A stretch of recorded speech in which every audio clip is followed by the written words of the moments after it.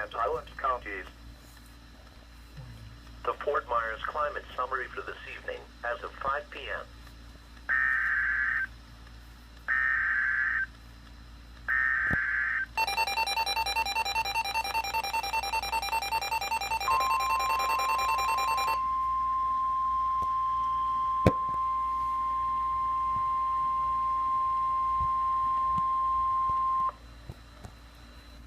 The National Weather Service in Ruskin has issued a severe thunderstorm warning for southwestern Polk County in central Florida until 7 p.m. Eastern Daylight Time.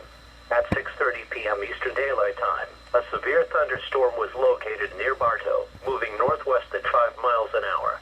Hazard, 60 miles an hour wind gusts and quarter-size hail. Source, radar indicated. Impact, hail damage to vehicles is expected.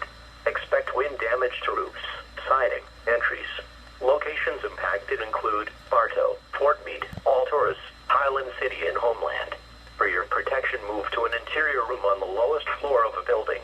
Repeating, a severe thunderstorm warning has been issued until 7 p.m. Eastern Daylight Time for the following county: Polk, Florida,